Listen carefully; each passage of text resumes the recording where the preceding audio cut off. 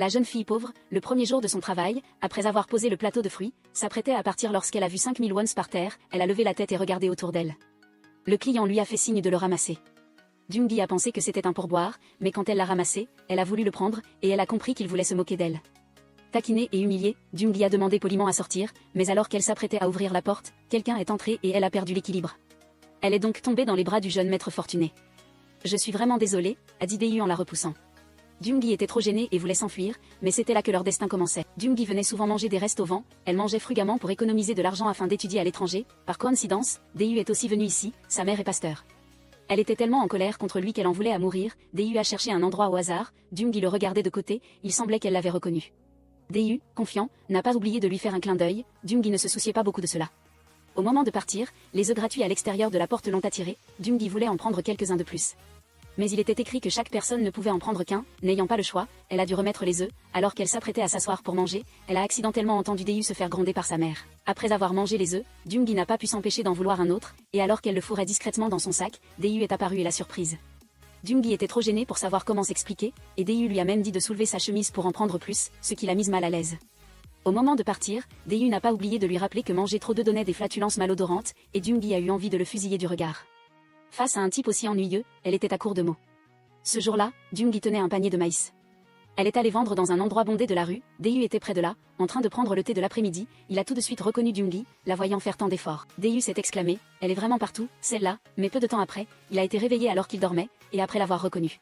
Jung-gi a dit qu'elle avait une urgence et lui a demandé de l'aider avec le maïs. Dae-yu n'avait pas eu le temps d'accepter qu'elle était déjà partie. Dès qu'elle est partie, quelqu'un est venu acheter du maïs, et Dae-yu l'a vendu à contre-cœur pour elle. Ensuite, le propriétaire du café est venu et lui a dit que sa présence affectait son commerce. Dae-yu a expliqué que ce n'était pas le sien. Ah bon? Alors je jette tout, d'accord? Jetez-les, comme vous voulez. Le propriétaire a dit cela et a jeté tout le maïs par terre. Dae-yu avait l'air indifférent. Quand Jung-gi est revenue, elle était très mécontente. Voyant le maïs par terre, elle s'est empressée de lui demander pourquoi c'était comme ça. Ce n'est pas moi qui vous ai demandé de veiller, comment voulez-vous que je les vende, ils sont tout sales maintenant. Dites-moi ce que je dois faire. Dae-yu ne voulait pas s'attarder avec elle, il a sorti 50 000 wons, et après avoir reçu l'argent, Jung-gi a immédiatement oublié sa colère. Sur le yacht de luxe, Jung-gi était de nouveau au travail, sa bonne amie lui a rappelé de faire attention à sa santé, mais pour économiser de l'argent pour ses études à l'étranger, elle prenait beaucoup de risques. Debout sous le soleil brûlant, elle se sentait un peu étourdie, à ce moment-là, Dae-yu l'avait remarqué, il a levé la main pour lui dire de lui apporter plus de bière. Mais Jung-gi manquait de sommeil, et tout d'un coup, sa vision s'est brouillée, elle a titubé et a accidentellement posé sa main sur la cuisse de Dae-yu, qui a eu un mauvais pressentiment. Il a donc repoussé Jung-gi, et sous l'effet du choc, Jung-gi est revenu à elle. Juste à ce moment-là, Dae-yu a vu son ex-petite amie. Il s'est empressé de s'enfuir, mais Jung-gi ne l'a pas lâché, le tirant sans cesse. Voyant son ex-petite amie s'approcher, sur le point d'être découvert, Dae-yu a tiré Jung-gi dans un coin et l'a embrassé. Jung-gi a eu du mal à s'échapper, puis a été ramené dans le coin par Dae-yu. Qu'est-ce qu'elle a? Tout à l'heure, je t'ai vu fermer les yeux. Quand ai-je fermé les yeux? Jung-gi n'a pas voulu laisser passer et lui a demandé réparation, à ce moment. Son ex-petite amie est passée, Dae-yu l'a soulevée, voulant l'embrasser à nouveau pour échapper à son ex-petite amie, Jung-gi s'est débattu désespérément, ne bouge pas. Comment ça, ne bouge pas? Qu'est-ce que tu vas faire? Et, qu'est-ce que tu vas faire, mon amour? Avant cela, Dae-yu avait rompu avec sa petite amie, mais elle a dit que son père était un chef de gang, si elle ne lui obéissait pas, elle ne pouvait que mourir. La jeune fille a voulu le retenir mais a été repoussée par lui. Dae-yu a regretté, il devait retourner dans son pays pour hériter de centaines de milliards de biens, la jeune fille a été provoquée, elle a sorti un pistolet de son sac, amuse-toi bien. Je brûlerai du papier pour toi. Après avoir dit cela, elle a tiré sans hésiter, la balle a volé, heureusement Dae-yu a réagi rapidement. À ce moment-là, il a eu tellement peur qu'il a voulu se faire dessus, il ne s'attendait pas à ce qu'elle le fasse vraiment. Après avoir crié, il s'est précipité dehors. Mais la jeune fille n'avait pas l'intention de le laisser partir, elle l'a poursuivi et a tiré un autre coup, Dae-yu était terrifié, il a dévalé les escaliers. La jeune fille a tranquillement pris l'ascenseur, a eu du mal à descendre au rez-de-chaussée, et alors qu'il était sur le point de s'échapper, il n'a pas réalisé qu'il y avait une vitre, Dae-yu a vu sa vision s'assombrir puis est tombé. Dans la panique, la jeune fille l'a pointé du pistolet. Quand il était sur le point de mourir, heureusement, le garde du corps de la jeune fille est arrivé à temps pour l'arrêter, et Dae-yu a échappé à la mort. Il s'est empressé de rentrer dans son pays, mais a de nouveau été pris, la jeune fille a voulu lui donner une leçon, Dae-yu a menti en disant qu'il aimait beaucoup cette fille, Jung-gi était pleine de confusion. Elle ne comprenait pas ce qu'il disait, la jeune fille a demandé, comment peux-tu aimer une fille qui ressemble à une mendiante comme ça? Nous sommes le véritable amour, alors s'il vous plaît, épargnez-le. La jeune fille n'a pas voulu lâcher l'affaire, elle a voulu faire un concours de boissons avec Jung-gi. Si elle perdait, elle se retirerait volontairement. Dae-yu a promis que si Jung-gi gagnait, il lui donnerait 2 millions de wons. Jung-gi a pensé en elle-même que 2 millions de wons suffiraient pour ses études à l'étranger, elle a même oublié l'incident du baiser forcé tout à l'heure, et a accepté sans hésiter. Je suis une fille russe, a dit la jeune fille avec assurance. Jungi était aussi très motivé, mais Jungi n'était pas ordinaire, son père était un dieu du vin, c'est pourquoi il a donné ce nom à sa fille. Il était clair qu'elle avait hérité des gènes de son père, buvant de l'alcool comme de l'eau. L'autre fille a rapidement dû admettre sa défaite.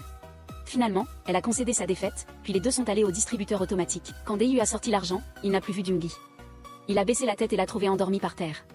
Jungi était ivre-morte, il n'a pas pu obtenir son adresse, n'ayant pas d'autre choix. Il a dû l'emmener à l'hôtel. Daeyu a pris le téléphone de Jungi et a contacté son bon ami Jung Kang. Voyant son ivresse, Jung Kang a demandé avec inquiétude ce qui s'était passé. Daeyu ne se souciait que de la relation entre lui et Jungi. Jung Kang n'a pas répondu. Quand il a porté Jungi pour partir, Daeyu a sorti les 2 millions promis. Jung Kang a mal compris et n'a pas pris l'argent. Le lendemain, il n'a cessé de demander. Quand il a su que l'argent n'avait pas été récupéré, Jungi a paniqué, car c'était le jour où elle devait payer ses frais d'études à l'étranger. Parce qu'il ne manquait que 2 millions, son ami, Mi Jung, sachant que ce n'était pas facile pour elle, le lui a carrément offert. Jungi l'a remercié en lui donnant un câlin. Ce jour-là, elle a quitté son travail à la cuisine, a joyeusement reçu l'avis de départ à l'étranger, mais a attendu plusieurs jours sans nouvelles.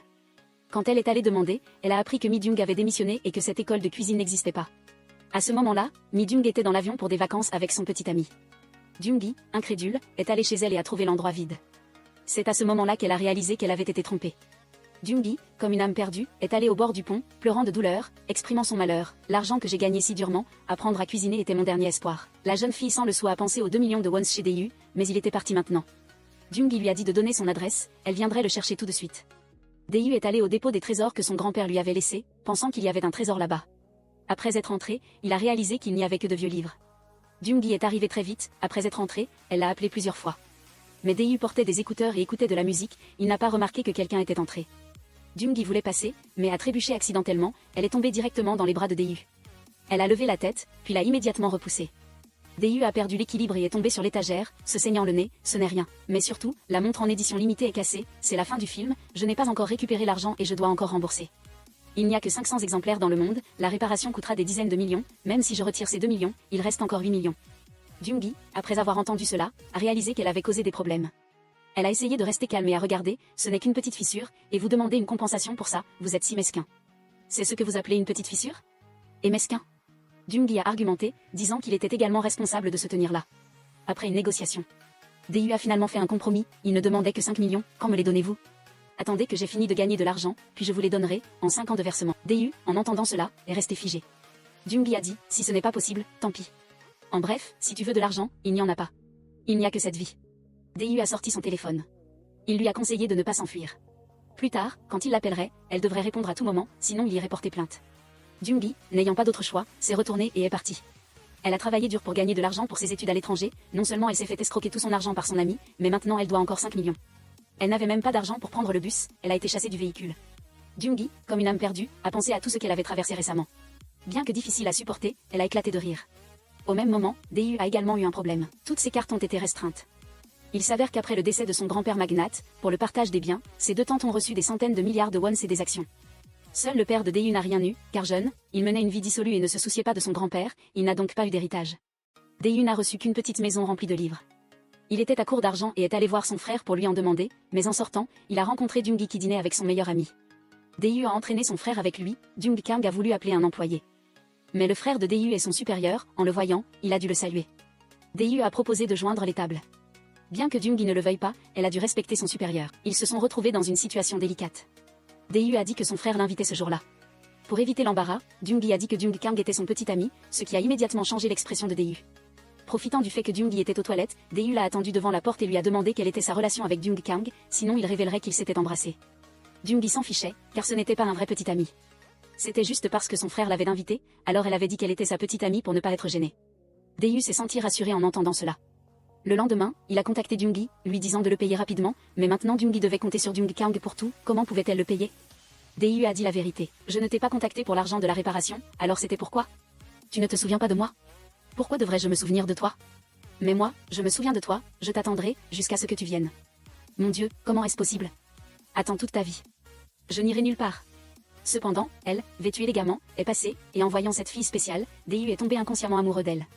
Daeyu l'a fait entrer chez lui, lui disant de nettoyer pour rembourser sa dette, 5 millions, j'ai peur que tu ne puisses jamais les gagner de ta vie. Je te donne une chance de rembourser ta dette, n'est-ce pas génial? Tapons-nous la main.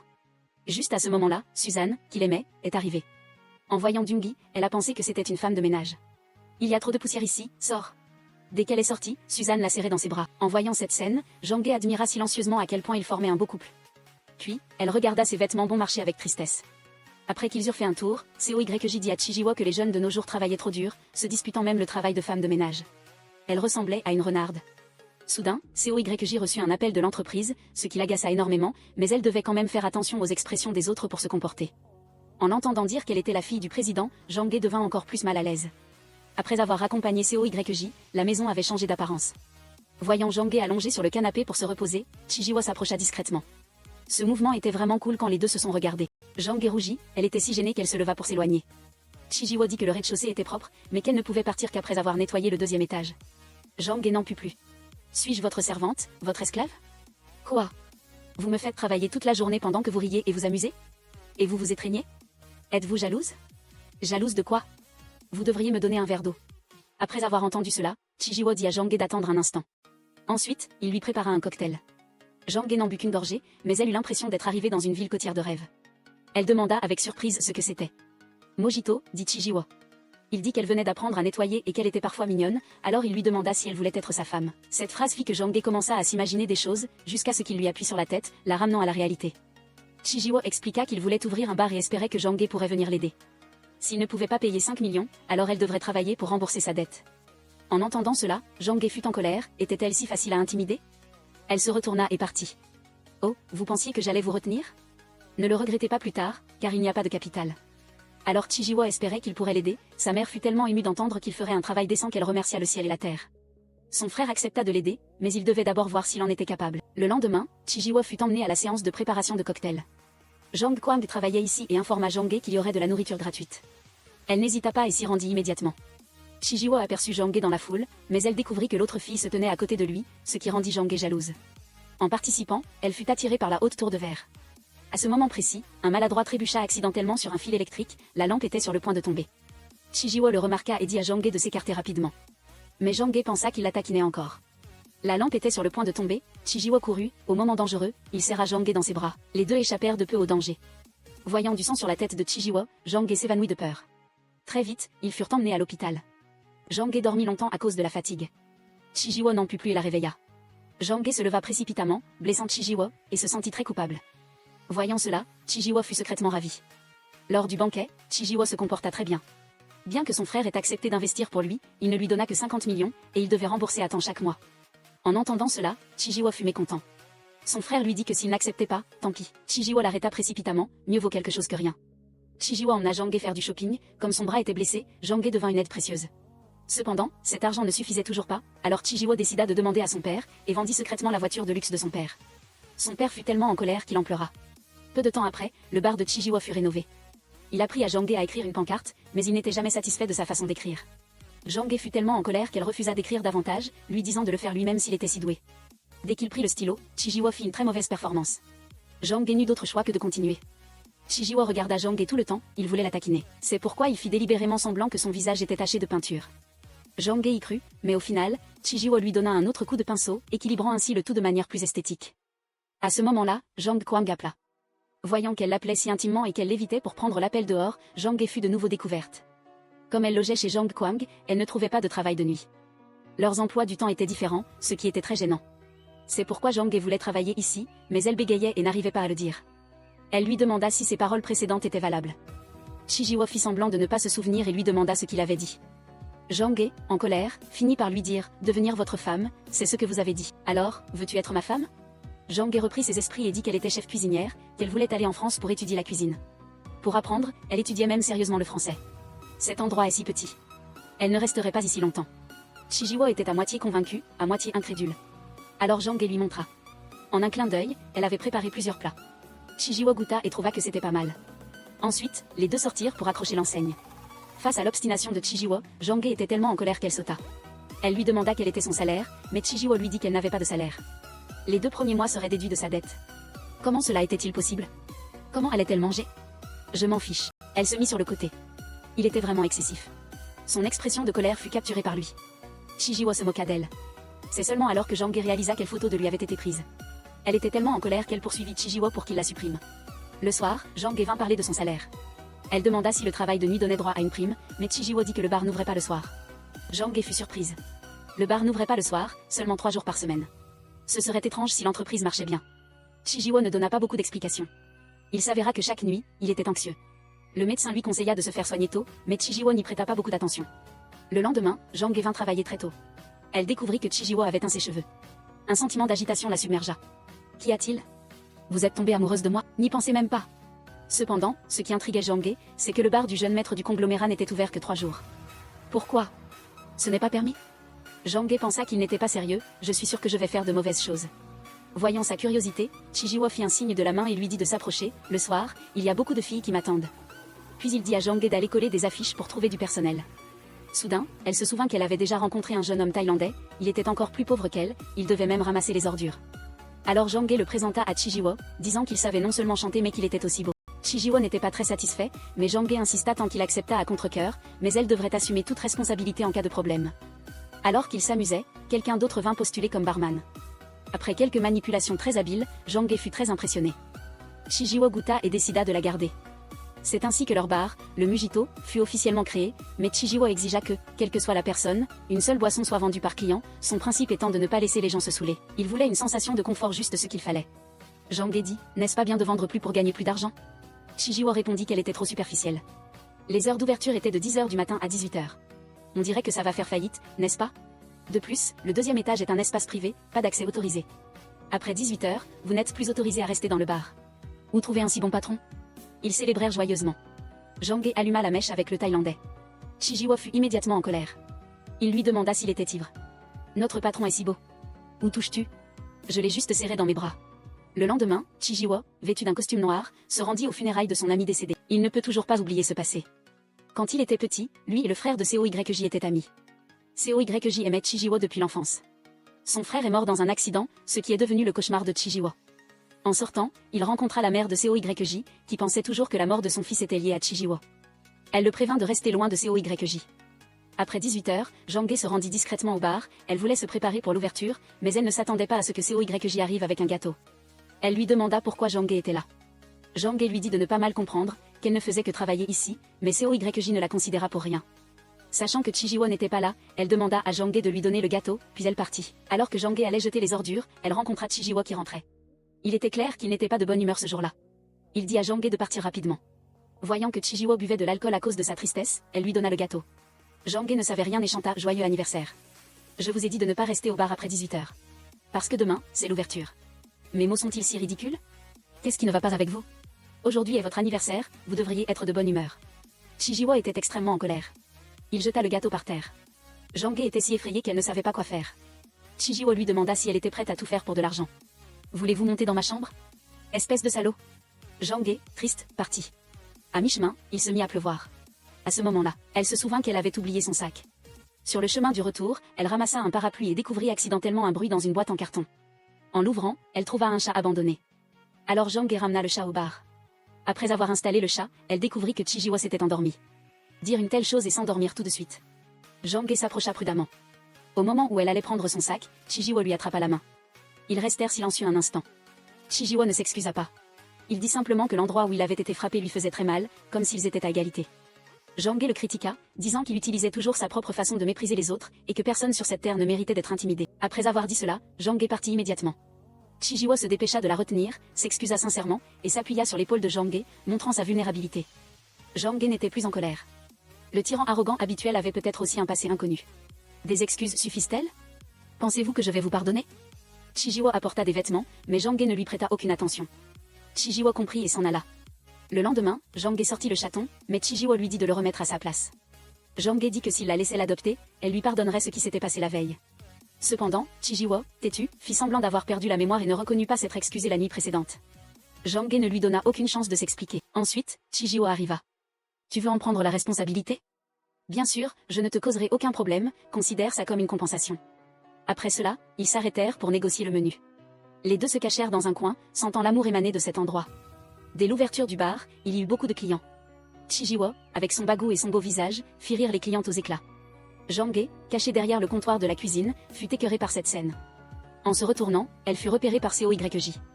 Elle devina que Jang était très triste et l'encouragea à se battre pour son amour. Les parents de Chijiwo vinrent le soutenir. Sa mère reconnut immédiatement Zhang Ge, elle s'était rencontrée à l'église. La mère de Chijiwo aimait beaucoup Zhang Ge, elle lui tenait la main et critiquait son fils pour ses nombreux défauts, espérant que Zhang Ge prendrait soin de lui. Au même moment, Seo Yji, qui aimait Chijiwo, apprit que Zhang Ge travaillait au bar pour Zhang Kuang. En apprenant cela, il fut comme perdu toute la journée. Ses collègues le virent préoccupé et devinèrent si sa petite amie aimait quelqu'un d'autre. En entendant cela, Zhang Kuang fut encore plus affligé. Zhang Ge rendit les vêtements à Chijiwo. Il les prit et les renifla un peu. Zhang Ge dit qu'elle les avait déjà lavés. Avant de partir, Chijiwo lui caressa la tête affectueusement, « Je m'en vais ». Cette action a profondément ému Zhang Ge.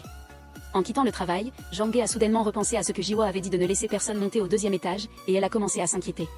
Des scènes désagréables lui venaient sans cesse à l'esprit, au point de lui donner l'impression que sa tête allait exploser. Par curiosité, elle monta discrètement au 2e étage et découvrit qu'il n'y avait personne. De plus en plus audacieuse, elle s'allongea tranquillement sur le lit, voulant se reposer un peu, mais la porte de la salle de bain s'ouvrit soudainement. Zhang Ge réagit immédiatement.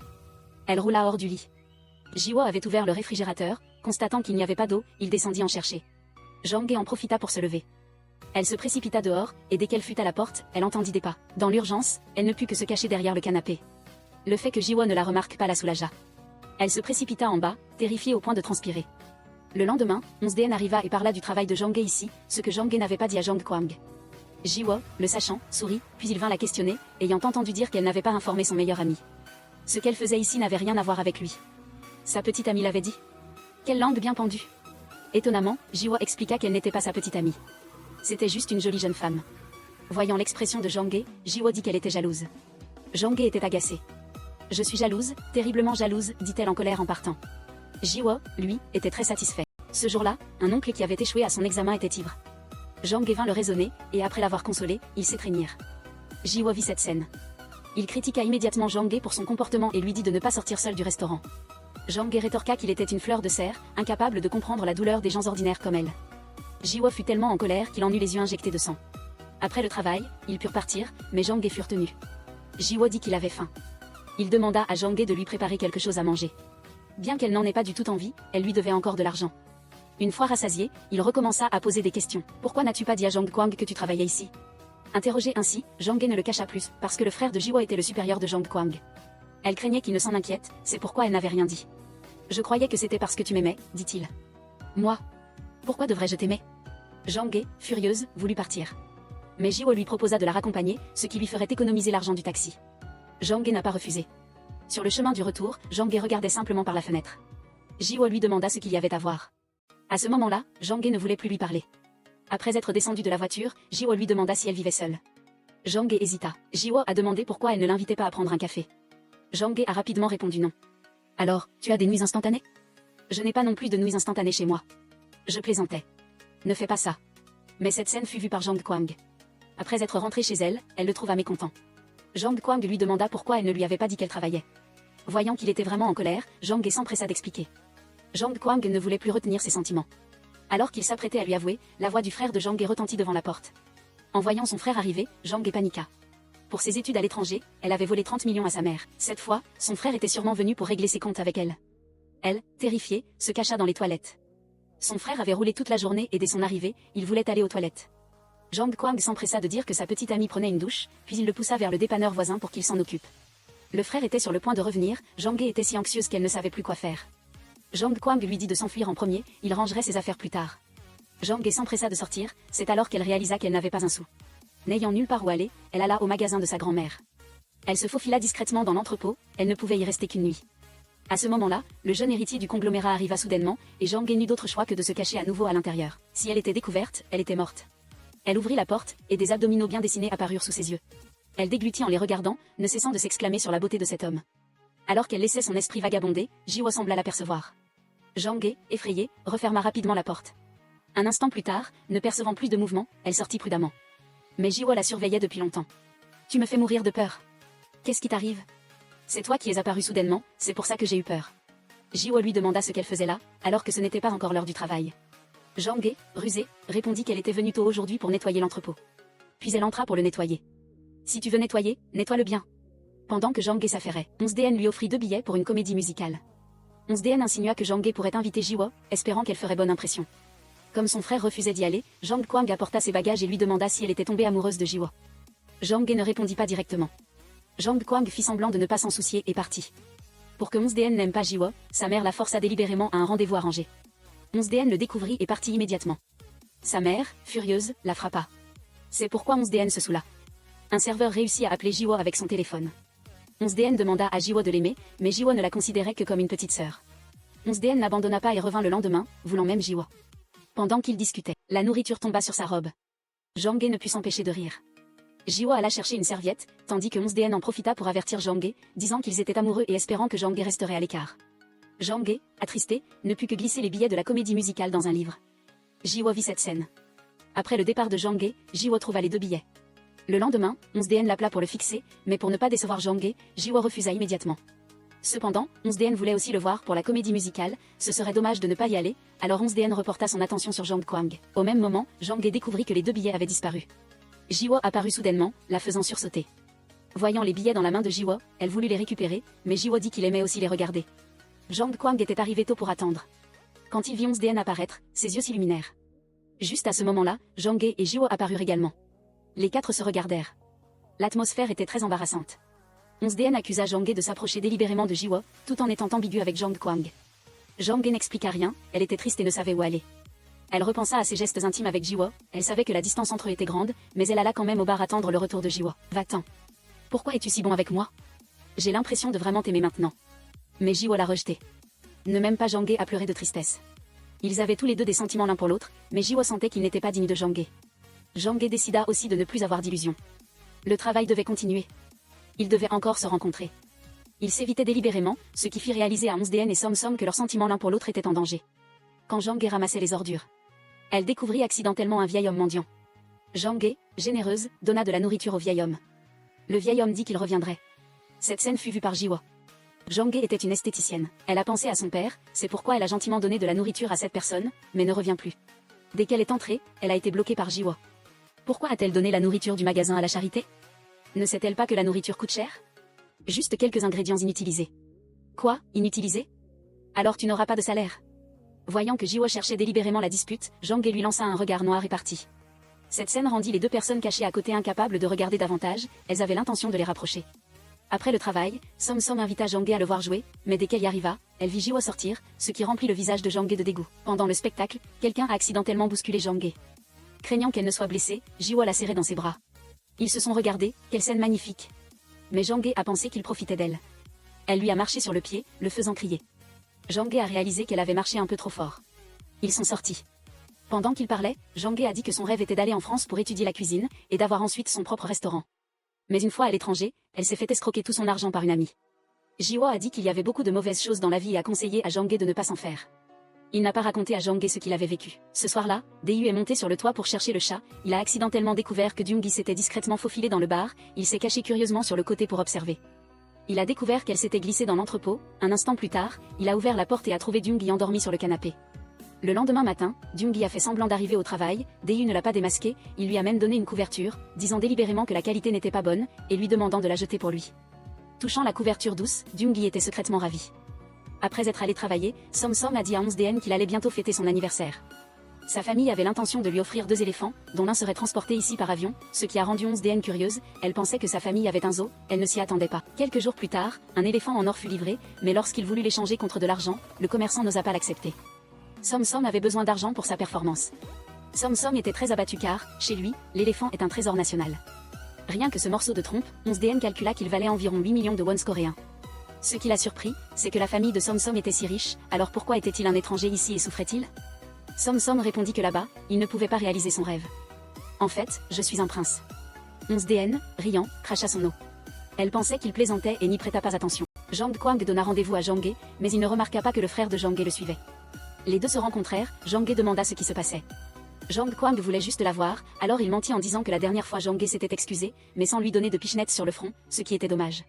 Petit mesquin, allez, fais-le vite, dépêche-toi, tu es prêt? Oui. Fais vite. Jang Kwang voulut en profiter pour embrasser Janghae, et à ce moment précis, une voix familière retentit.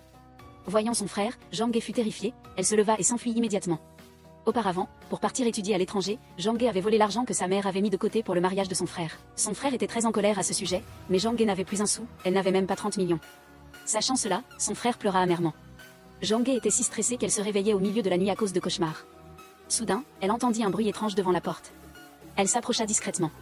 Elle ouvrit la porte et ne vit rien, puis elle sentit soudain un frisson dans le dos. Elle se retourna et tomba de peur. Son frère s'était transformé en fantôme pour la hanter et réclamer sa dette.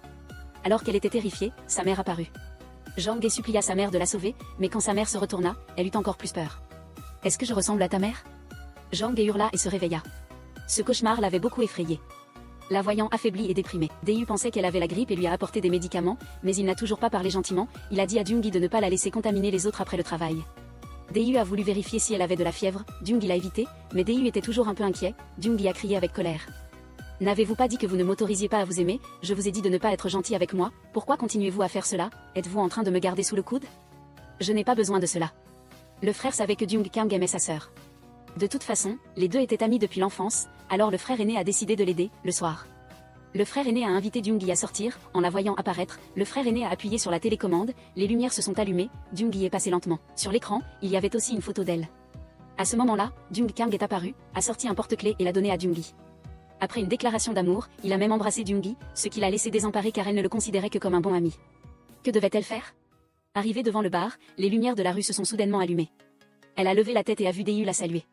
Jung-gi ne savait pas comment s'expliquer, et Dei lui a demandé. L'endroit où il l'avait ramenée la dernière fois n'était-il pas sa maison? Pourquoi devait-elle encore vivre ici? Jung-gi a juste dit que c'était la maison de Jung Kang. Quand Dei a appris qu'ils vivaient ensemble, il n'a pas pu rester calme. Ce n'était pas vivre ensemble, c'était juste de la colocation. Je suis juste hébergé, c'est tout. Un homme et une femme adulte vivant ensemble, c'est de la colocation, alors ils se sont disputés. Dei lui a dit furieusement de partir. Jung-gi n'a pas cédé, disant qu'elle partirait tout de suite. Mais quand elle a vraiment voulu partir, Dei l'a arrêtée. Il savait qu'elle n'avait nulle part où aller et qu'elle devrait retourner chez Jung Kang. Il l'a rapidement tirée en arrière. Il ne l'a pas laissée partir et a même inventé une excuse à laquelle il ne croyait pas lui-même pour la retenir. Le lendemain, quelqu'un a délibérément cherché des ennuis dans le magasin. Quand l'homme a voulu agir, Jung-gi a couru pour protéger Si-jin. Sa petite amie était intimidée. Dei a couru et a donné un coup de pied à l'homme, le prévenant que s'il osait encore toucher à sa personne, il ne le laisserait pas s'en tirer. L'homme est parti, mais Jung-gi a été battu, et Dei l'a grondé pour avoir insisté à s'interposer. Le soir, il est de nouveau venu voir Jung-gi, lui a apporté un sac de glace. Dei a admis qu'il aimait Jung-gi, mais pas plus que ça. Il n'avait pas l'intention d'aller plus loin, et ne l'aimerait pas. Il était bien comme ça, ni trop loin, ni trop près, les deux comme ça, c'était bien. Jung-gi était très peiné après avoir entendu cela. Elle a dit qu'elle n'insisterait pas, mais Dei était lié par son passé, ce secret qu'il ne voulait pas révéler. Cela a également rendu Jung-gi triste. Quand elle a voulu partir, Dei l'a arrêtée, j'ai déjà tué quelqu'un. Jung-gi a été très choqué en entendant cela. Dei a finalement révélé son secret. Cette année-là, il était très proche du frère de Si-jin. Mais après avoir fêté son anniversaire, ils ont couru profondément dans la montagne, et Dei n'a pas pu les arrêter, quoi qu'ils fassent. En courant, Minjin est tombé accidentellement dans un ravin. Dei l'a sauvé. Comme il n'y avait pas de signal dans la montagne, Dei l'a laissé là et est parti chercher de l'aide. Mais quand il est revenu, Minjin n'était plus là. La mère de Minjin était très inquiète. Ce qui l'a encore plus bouleversé, c'est la découverte peu après des restes de Minjin. Pendant toutes ces années, cela est devenu son obsession. Dei s'en voulait. À ce moment-là, s'il n'avait pas laissé Minjin pour chercher de l'aide, cela ne se serait pas produit. Dei, elle l'a réconforté en disant que ce n'était pas sa faute. Puis elle l'a kissé. Ils se sont embrassés, leur cœur semblait plus proche, et ils se sont calmés. Dei a dit à Jung-gi qu'il avait toujours considéré Si-jin comme une sœur, mais qu'il ne pouvait pas refuser à cause de sa relation avec son frère. Au même moment, la mère de Si-jin est venue le voir. Quoi qu'il en soit, elle n'était pas d'accord pour qu'ils se contactent à nouveau, mais Si-jin a dit qu'elle n'épouserait que Dei. De plus, elle a révélé le secret qu'elle gardait depuis si longtemps. À ce moment-là, son frère a couru dans la montagne parce qu'il avait vu sa mère et l'oncle Daak en grave côté ensemble, alors que son père était sur son lit de mort. Cela était inacceptable pour son frère. En entendant cela, sa mère s'est effondrée sur le canapé. Alors que Jung Kang buvait avec ses collègues, Si-jin est venu les trouver. Tous les trois sont allés chanter. L'humeur de Jung Kang et de Si-jin était concentrée sur la personne qu'ils aimaient. Jung Kang était ivre-mort, Si-jin a voulu le ramener chez lui, mais Jung Kang, complètement saoul, est tombé sur son épaule. Incapable de bouger, elle s'est dit, comment les cils d'un garçon peuvent-ils être si longs? Si beau et pourtant rejeté par une fille. C'est vraiment dommage pour ce visage. À ce moment-là, le téléphone de Jung Kang a sonné, Si-jin a décroché et a dit à Jung-gi que Jung Kang dormait à côté d'elle. Le fait qu'ils soient ensemble a surpris Jung-gi. Elle voulait que Jung Kang réponde, mais Si-jin a refusé, disant qu'elle n'était pas la petite amie de Jung Kang et qu'il pourrait parler le lendemain. Cela a laissé Jung-gi désemparé. Cette nuit-là, Dei a emmené Jung-gi dans la pièce vide au 2e étage. Voyant qu'elle était satisfaite de la pièce, Dei s'apprêtait à partir. Tu comptes partir? Non, ou quoi? Tu veux que je dorme avec toi? Non. Je ne voulais pas dire ça, merci. Dei a de nouveau caressé la tête de Jung-gi, ce qui l'a rendu mal à l'aise, mais elle a quand même souri. Le lendemain, la mère de Dei a apporté de la nourriture. Jung-gi a jeté un coup d'œil. Dei lui a dit de vite s'enfuir. Sa mère a entendu un bruit, mais Daeyu a dit que c'était un chat. Du côté de Si-jin, elle a raconté à Jung Kang l'appel de Jung-gi de la veille, l'encourageant à faire sa déclaration d'amour et lui disant qu'elle lui arrangerait un restaurant avec une bonne ambiance. Cependant, quand Jung-gi a accepté l'invitation, elle a accidentellement vu que Si-jin et Daeyu étaient également là. Tout était délibérément arrangé par Si-jin, qui avait demandé à Daeyu de rester ici une nuit. Daeyu la refusa et entra dans les toilettes. En sortant, il rencontra son rival, Jung Kang. Ils ne se saluèrent pas. Ce qui intriguait Daeyu, c'était de savoir pourquoi il était aussi là. Si-jin en profita pour aller voir Jung-gi, et après l'avoir raillé, elle lui dit qu'elle voulait régler l'addition pour elle. Elle mentit en disant qu'elle passerait la nuit ici avec Daeyu, et ajouta qu'un homme aussi bien que Jung Kang ne méritait pas une fille comme Jung-gi. Cela dit, elle se leva et partit. À ce moment-là, Jung Kang revint et lui demanda ce qui s'était passé. Jung-gi ne répondit pas. Elle se leva et partit, mais elle rencontra Daeyu dans le couloir. Daeyu réalisa alors que Si-jin était certainement derrière tout ça. Daeyu retourna auprès de Si-jin et la questionna. Si-jin voulait qu'il clarifie la relation entre eux. Il ne voulait pas la blesser, mais ce n'était qu'une façon de se mentir à soi-même, c'est tout. Si-jin ne voyait pas ce que Jung-gi avait de si bien. Daeyu lui a dit que Jung-gi était la première personne à qui il avait voulu raconter ce passé, et c'est aussi Jung-gi qui avait dit que tout cela n'était pas sa faute. Si-jin l'a interrompu, ne le laissant pas finir, elle voulait une dernière lueur d'espoir. En rentrant, Jung-gi a dit qu'elle aimait beaucoup Jung Kang, mais que ce n'était qu'un amour fraternel. Il lui inspirait confiance et la mettait à l'aise, tandis qu'avec Daeyu, elle ressentait plus d'amour, elle comprenait la tristesse de Daeyu. Voulant rester à ses côtés, désolé, cette phrase a fait abandonner complètement Jung Kang. Il a fait demi-tour et est parti. Ce soir-là, l'un buvait, l'autre pleurait sur son lit, l'un restait immobile dans sa voiture, l'autre ne parvenait pas à dormir. Le lendemain, Daeyu l'attendait déjà devant la porte tôt le matin. Jung-gi lui a dit avec irritation qu'elle jouait sur deux tableaux, qu'elle n'était pas claire sur ses relations, la faisant passer pour une méchante qui volait le petit ami des autres. La distance entre eux la rendait mal à l'aise. Daeyu a dit qu'il avait clarifié sa relation avec Sudan. J'ai aussi blessé Som Som, tout comme toi. Jung-gi a réalisé qu'elle était un peu trop dure et a proposé de cuisiner un bon repas pour Daeyu, mais quand ils ont mangé, Sudan a fait irruption. Que êtes-vous en train de faire tous les deux? Tu l'aimes? Tu es fou ou quoi? Elle te rend fou. Sudan lui a dit précipitamment d'attendre qu'il se calme pour qu'il puisse parler. Mais Daeyu était plus lucide que jamais. Sudan, affligée, est partie. Elle a accidentellement découvert que Jung-gi vivait aussi ici. Elle était si furieuse qu'elle a brisé la cuisinière. Dès qu'elle est sortie, elle a appelé Jung Kang. Sachant qu'ils vivaient ensemble, Jung Kang est arrivé très vite. Il a tiré Jung-gi. Daeyu l'a arrêté. Ils se sont alors disputés. Les rivaux se sont disputés, comme si leur coup de poing tombait sur la personne qu'ils aimaient. Jung-gi a vu des étoiles et est tombé. Ils l'ont regretté. Ne sachant pas quoi faire, après s'être calmés, ils n'ont pas cédé. Pour éviter un nouveau conflit, Jung-gi a rapidement entraîné Jung Kang. Daeyu l'a arrêté, l'a serré dans ses bras et a dit à Jung Kang qu'ils étaient amoureux. Voyant que Jung-gi ne l'a pas nié, cela a rendu Jung Kang très triste. Le lendemain, le frère de Daeyu est venu au bar. Sudan se cachait dans un coin et le regardait en silence. Il semblait qu'elle était fascinée. Ensuite, elle a commencé à paniquer. Quand l'agent de police est arrivé, comme le bar perturbait les affaires du café voisin, le propriétaire a délibérément dénoncé la présence d'étudiants ici. Alors, le bar a dû cesser ses activités pour enquête, et ils étaient très inquiets. Seul Daeyu s'en fichait, car cela lui donnerait du temps seul avec Jung-gi. Jung-gi a remarqué qu'il regardait toujours les filles, et elle l'a fusillé du regard, exaspérée. Daeyu a dit qu'elles avaient de belles courbes, et Jung-gi a inconsciemment continué à regarder dans la même direction. Daeyu a éclaté de rire. Jung-gi a eu l'impression qu'il se moquait d'elle, et elle a rapidement dit qu'elle n'était pas mal non plus. Ils se sont amusés, ont pris des photos souvenirs. En jouant aux fléchettes, Daeyu a raté sa cible, mais Jung-gi a touché à chaque fois, remportant une peluche, ce qui a frustré Daeyu. Ils sont allés dîner. Jung-gi a dit qu'elle aimait manger du poulpe, mais le restaurant n'en avait pas. Voyant Jung-gi un peu déçu, Daeyu a menti en disant qu'il allait aux toilettes. Mais à la surprise générale, il est descendu dans la mer pour pêcher du poulpe. Pour Jung-gi, il a même risqué sa vie. Peu de temps après, il est revenu avec une chaussure dans une main et un poulpe dans l'autre. En revenant, il a même dit qu'il l'avait trouvé sur le chemin, qu'il l'avait vu par terre et l'avait ramassé. Jung-gi a vu qu'il était trempé et lui a vite demandé ce qui s'était passé. Daeyu a juste dit qu'il avait trop chaud. Jung-gi a finalement pu manger du poulpe. Daeyu a aussi ri de joie. Ensuite, il lui a offert une bague en diamant et lui a dit de ne pas rentrer ce soir-là. Cela a rendu Jung-gi très nerveuse. Ils sont allés à l'hôtel et ont enfilé des tenues assorties. Daeyu a dit qu'il fallait se concentrer sur les avantages, utiliser ses propres forces pour compenser les faiblesses de Jung-gi. Étonnamment, Jung-gi a refusé, disant que pour cette nuit, il ne devait que se tenir la main pour dormir. Daeyu n'était pas d'accord, il voulait se rapprocher, alors Jung-gi ne l'a même pas laissé lui tenir la main. Daeyu a docilement accepté d'aller dormir. Au milieu de la nuit, Jung-gi a découvert que Daeyu avait disparu. Elle est montée sur le toit. Elle l'a vu sur la plage, il écrivait que Jung-gi, je t'aime, mais quand Sudan a appris qu'ils avaient officialisé leur relation, elle n'a pas pu l'accepter et a foncé droit dans un poteau. Daeyu, le sachant, se précipita. Qu'est-ce qu'il y a? Que se passe-t-il? Je sors un instant. C'est pour aller la voir, n'est-ce pas? Je reviens tout de suite. Jung-gi était très triste de ne pas être au courant de cela. Daeyu est arrivé à l'hôpital, la mère de Sudan l'a arrêté, le blâmant pour tout. Sudan s'est réveillée. Daeyu lui a demandé pourquoi elle avait fait cela. Sudan a dit qu'elle avait perdu son père et son frère, et que si elle perdait aussi Daeyu, elle ne saurait plus comment vivre. Elle a ajouté que Jung-gi ne méritait pas Daeyu, et que sans lui, elle mourrait. La mère de Sudan a finalement cédé pour sa fille, espérant que Daeyu resterait avec Sudan. Tout cela laissait Daeyu désemparé. Au même moment, alors que Som Som et Sidéen quittaient le magasin, une femme et des gardes du corps sont arrivés. Som Som, voyant cela, a tiré Sidéen pour s'enfuir. Après une poursuite, ils ont été bloqués. Sidéen a rapidement sorti son téléphone pour appeler la police.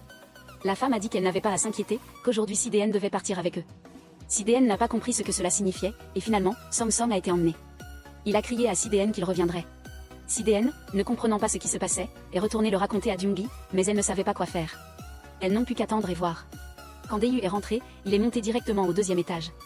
Il se sentait contrarié et a dû prendre des médicaments pour stabiliser ses émotions. Jung-gi a donné à Daeyu la lampe de table qu'elle avait préparée à l'avance, espérant qu'il pourrait l'utiliser pour dormir. Daeyu a dit que Sudan avait eu un accident de voiture à cause de lui, et qu'il devait maintenant se fiancer avec Sudan pour l'empêcher de faire des bêtises. Il devait toujours être à ses côtés. Alors, et nous? Devons-nous rompre? Oui. Jung-gi a serré Daeyu dans ses bras. Elle n'était pas d'accord pour rompre, mais Daeyu a quand même retiré sa main, il ne pouvait que dire pardon. Jung-gi a pleuré de chagrin, elle a immédiatement fait ses bagages et est partie. Bien que Daeyu soit très réticent, il ne l'a pas retenu. Jung-gi n'avait nulle part où aller, elle n'a pu que rester chez Sidéen. Bien qu'elle soit très triste, elle comprenait la situation de Daeyu. Avec Daeyu à ses côtés, Sudan préparait joyeusement leur mariage. Le lendemain, Sidéen a reçu un appel de Som Som. Ensuite, ils se rendirent dans une villa et peu après, une gouvernante vêtue à la thaïlandaise apparut. Elle leur dit de s'agenouiller pour montrer leur sincérité, c'était très solennel.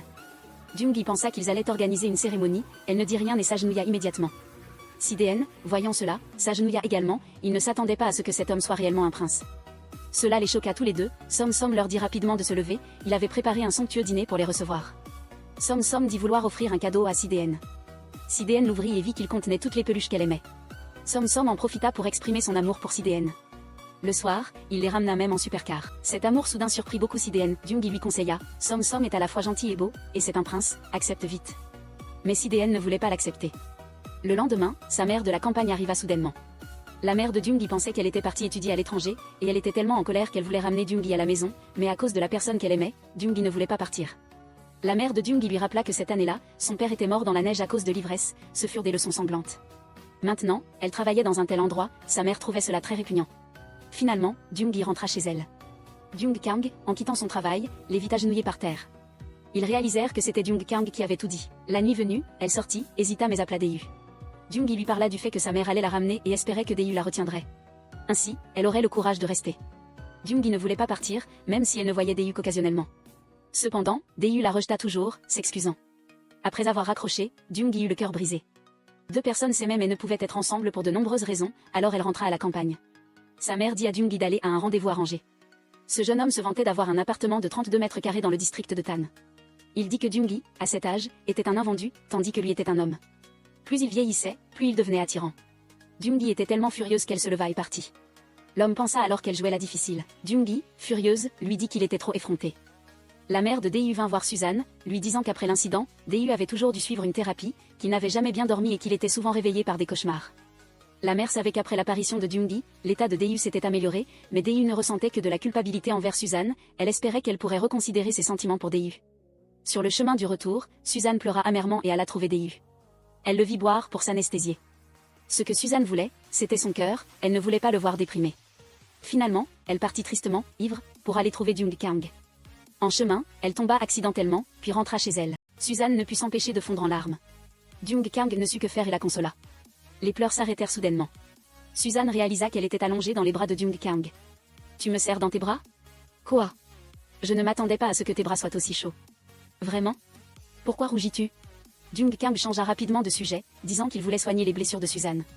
La voyant appliquer le médicament avec soin, Suzanne n'avait jamais ressenti une telle attention. Elle ne put se retenir d'embrasser Jung-kang.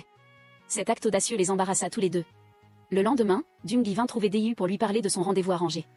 Daeyu se rendit dans la chambre où Jung-gi avait vécu, son cœur était déjà très confus. Il attrapa le chat, il semblait avoir trouvé une raison de la contacter. Il hésita mais l'appela. « Le chat que tu as ramassé, tu me le jettes comme ça maintenant ? Si tu veux partir, emmène-le avec toi, je déteste m'attacher aux animaux. » Jung-gi dit qu'elle n'emmènerait pas le chat. Daeyu en profita pour lui demander si elle était allée à un rendez-vous arrangé, il mentit même en disant qu'il lui offrirait une enveloppe d'argent pour le mariage. En entendant cela, Jung-gi fut très triste. Elle lui dit qu'elle l'avait attendu si longtemps pour de tels mots, autant ne pas me traiter si bien au début, ne dis pas que tu m'aimes. Allô, Jung-gi, ne m'appelle plus. Mais sa mère avait tout entendu.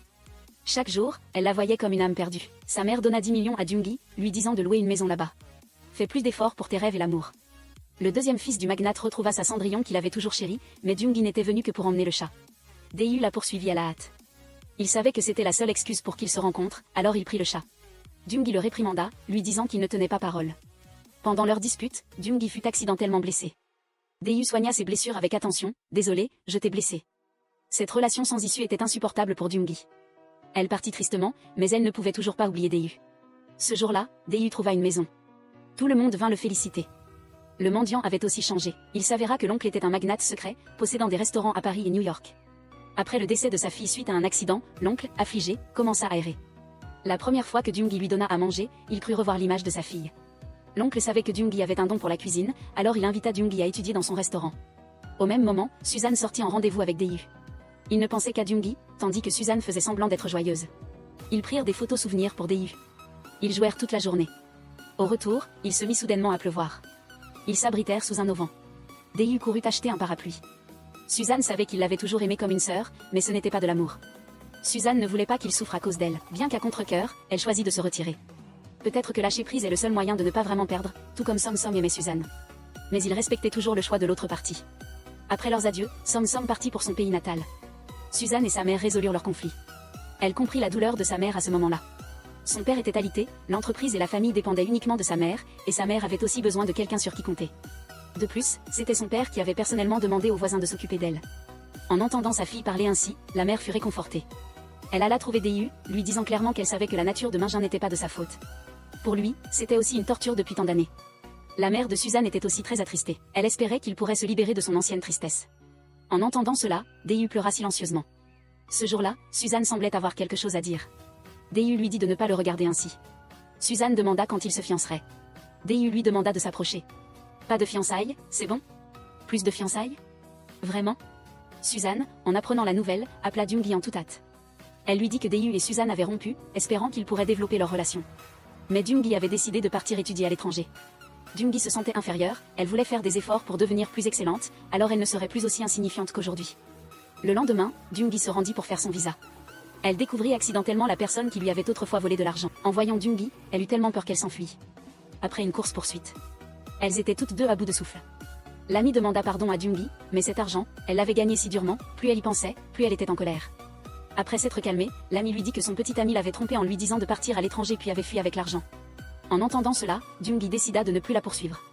Mais si elle la trompait encore cette fois, elle ne lui pardonnerait pas. L'amie dit à la hâte qu'elle ferait de son mieux pour l'aider cette fois. Tôt le lendemain matin, César raconta à Dae-yu que Jung-gi allait partir à l'étranger. En apprenant cela, il se précipita dehors. À ce moment-là, Jung-gi était déjà à l'aéroport, elle espérait toujours que Dae-yu viendrait. Cependant, quand Dae-yu arriva, il s'était déjà manqué. Il semble que Jung-gi ait senti que Dae-yu venait la chercher. L'oncle dit qu'il était encore temps de descendre, mais elle choisit quand même d'aller étudier. À partir de là, les affaires du bar allèrent de mieux en mieux. Le frère de Jung-gi réussit également dans l'industrie de la mode. Dae-yu était très proche du frère, il venait manger chez lui tous les jours pour voir les photos que Jung-gi envoyait. Chaque fois qu'il voyait un autre homme à côté d'elle, Dae-yu était très anxieux et mal à l'aise. Grâce à ses excellentes performances, Jung Kang devint facilement un employé permanent. Suzanne, lorsqu'elle avait des questions au travail, venait toujours demander l'aide de Jung Kang, et il les traitait avec aisance. En le voyant sérieux et avec ses longs cils recourbés, elle le trouva soudainement très beau. Comment se fait-il que tu deviennes de plus en plus beau? Aurais-tu eu recours à la chirurgie? Quoi? Suzanne dit à Jung Kang de bien se comporter pour elle, disant que l'entreprise serait peut-être à lui un jour, et qu'elle voulait qu'il devienne un couple secret. Jung Kang dit qu'il voulait se concentrer sur sa carrière. Mais Suzanne était tombée amoureuse de lui, elle ne s'attendait pas à ce que Suzanne tombe amoureuse du frère de Dae-yu. Son employé allait devenir sa belle-sœur, il ne savait pas ce que Dae-yu en pensait. La fortune que son grand-père avait laissée à Dae-yu, ces piles de livres anciens qui semblaient si ordinaires, étaient des objets que son grand-père avait collectés partout dans le monde. On ne sait pas combien de temps après, Dae-yu vint chez son frère Jung-hui, il appela sans obtenir de réponse. Une fois entré, il la trouva. Il vit Jung-hui juste devant lui, il n'en revenait pas, il s'approcha lentement, il voulait la regarder attentivement. Alors Jung-hui se réveilla soudainement. Quoi? Tu m'as fait peur. Pourquoi es-tu là, en ce moment même? Son frère revint, les vit côte à côte, il pensa qu'il se passait quelque chose, ils nièrent tous les deux à la hâte. Ce petit, continue. Le frère dit à Jung-hui, ce fou, il vient tous les jours me voir pour regarder tes photos et vidéos. Il me rend fou.